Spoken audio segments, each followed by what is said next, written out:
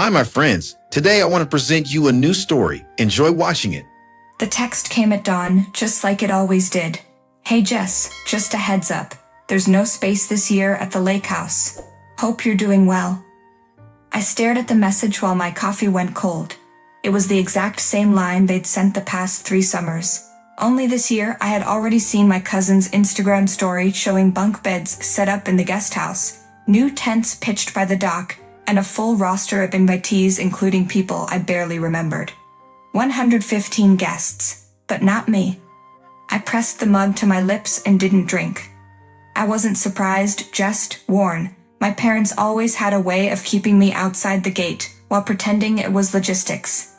I wasn't a doctor. I wasn't in finance. I didn't join the family circle. I was Jessica, the interior designer, the one who painted murals in high school, who turned down law school, who wore boots to a brunch where everyone else wore pearls. Leah called minutes later, her voice cutting through the quiet like a flare. They did it again? Yep. Not enough space, I muttered. You know they rented out the Henderson property too, right? That's 5 extra bedrooms. I know. Just, she said gently. It's not about space. It never was. Later that day, I got a message from my sister Violet. I asked them why. Mom said it's just simpler this way. I'm sorry. Simpler. As if my presence was a complication. A crack in their polished image. I sat alone that evening and pulled out the faded photo of Nana and Grandpa sitting by the lake. Sun hats, lemonade, the little handmade sign behind them that read, "All are welcome." They built that place as a haven, not a hierarchy. And yet, here I was. The only grandchild not welcome back. The ache twisted in my chest. Not loud, but constant. The kind that sneaks into your bones and makes you question your worth. But then something shifted. Not anger, something colder, clearer. A line being drawn. I whispered aloud, if there's no space for me, maybe I'll make my own. And for the first time in years, the thought didn't feel pitiful. It felt powerful. Like a beginning. I sat across from Ella in her sunlit loft, the smell of citrus oil and old sketchbooks curling around us. She didn't speak right away. She just waited. Like she always did, until the silence became unbearable. They did it again, I said finally. Ella set down her mug. Your parents? I nodded. Told me there's no room. Again, but there's room for people I haven't seen since I was 13. Ella exhaled slowly. And how do you want to respond this time? I don't want to cry anymore. I'm done with that. I looked up. I want to create something better. That's when the idea flickered, just a flicker, but it grew fast. What if I reclaimed the space they kept denying me? Not at their table, but at my own. What if I built something that honored what Nana and Grandpa stood for? Not perfection, not elitism, but warmth, creativity, inclusion. By the time I left Ella's, my hands were trembling with adrenaline. I called Harper before I could talk myself out of it. Harper, hear me out, I said as soon as she answered. I want to host a retreat at Lake George, the same weekend.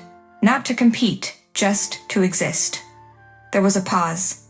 Then, I'm in.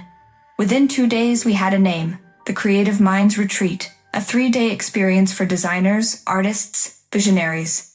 We booked a secluded estate just across the water from my family's place. Modern cabins, private docks, gourmet kitchen. It was stunning. Quiet. Ours. I started reaching out to people who mattered. Clients who saw me. Friends who made room. I even called Violet and my younger brother Jake. Violet whispered, Jess, are you sure? I'm not doing this out of spite, I told her. I'm doing it because I deserve to belong somewhere, and so do you. There was a pause, then a quiet, send me the invite. That night, I sat alone in my studio, scrolling through old photos. I stopped on one of Grandpa teaching me how to skip stones. I could still hear him saying, every ripple starts with a small throw. I stared out my window. This was my ripple. My throw. The night before both retreats began, the air at Lake George was thick with crickets and tension. I stood barefoot on the wraparound deck of my rented estate, watching the last crates of supplies being unloaded. Lanterns flickered down the stone path. The scent of rosemary, lemon zest, and lavender wafted from the kitchen. thanks to my team of chefs who were, until 48 hours ago, booked for my parents' retreat. Harper walked up beside me with a clipboard, grinning. Everything's in place. Staff's settled. Guests start arriving at 10. How do you feel? I hesitated. Like I'd just pulled the pin on a silent grenade. The plan hadn't been impulsive, it was strategic. I'd offered every staff member from my parents' event double the rate, private transportation, and full creative freedom. They accepted within hours.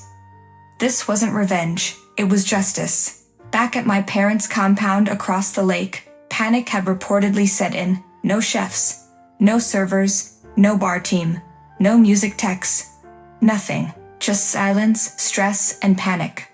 I heard later that my mother tried to cook lasagna for 40. My father nearly pulled a hamstring trying to assemble folding chairs. No one had ever told them what it felt like to be unsupported. Now they were living it. Violet texted.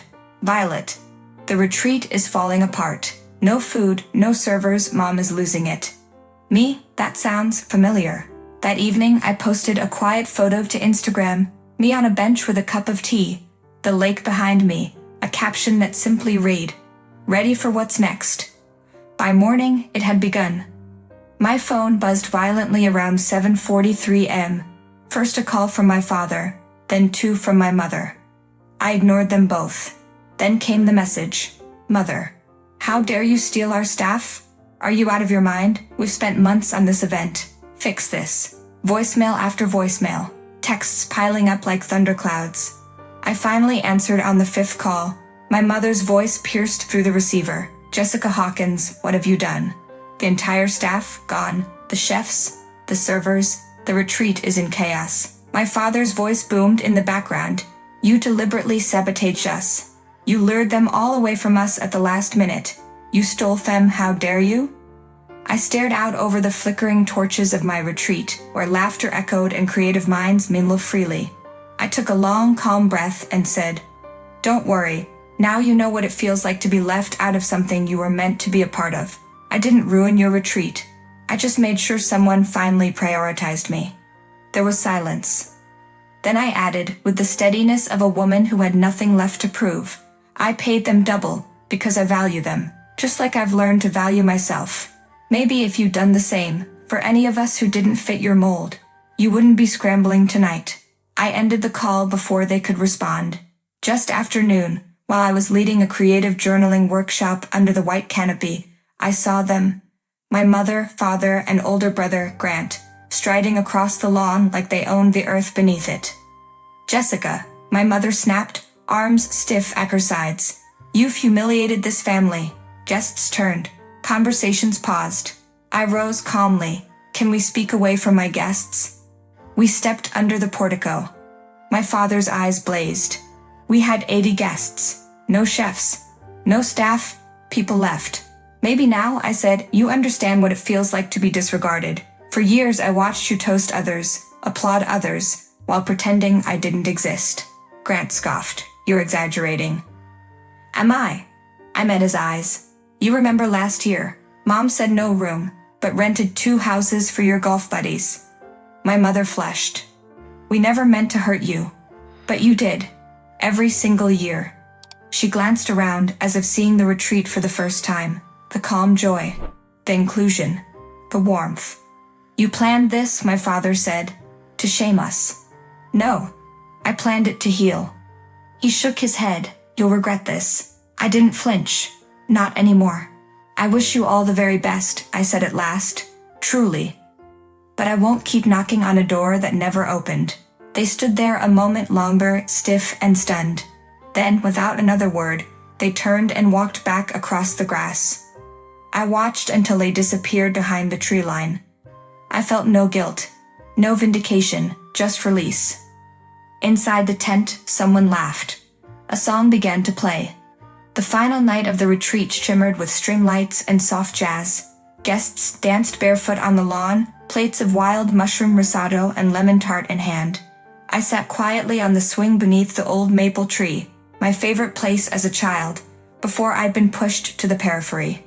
Great Aunt Samantha settled beside me, her shawl trailing in the breeze. "Your grandfather would be proud, you know," she said. He always said you had the boldest heart. I blinked back unexpected tears. I didn't think anyone saw me back then. Oh, we saw you, she said, smiling gently. But some were too small to understand a soul that big. I nodded slowly. I didn't sabotage them to hurt them. I just needed to stop hurting myself. And you did, she said. You created something real here, Jessica, something they couldn't. Just then, Violet approached with a glass of wine. Jess, I wanted to say. She hesitated. I'm staying at your place next summer, if you'll have me. I smiled. Always. From the speakers, a piano tune drifted across the lawn. Laughter sparked like fireflies in the dusk. My retreat, our retreat, felt like the family I had always longed for. One built not from bloodlines, but from love, respect, and presence. I looked out at the guests, artists, writers, kindred spirits, each of them chosen, and each of them choosing to be here. For the first time, I wasn't fighting to belong. I belonged to myself. My story becomes a message for others. When excluded, create your own powerful space, and others will want to be part of it. Friends, what do you think of this story? Write your opinion in the comments. Would you like more stories? Don't forget to subscribe and hit the bell button so you don't miss any videos. See you tomorrow.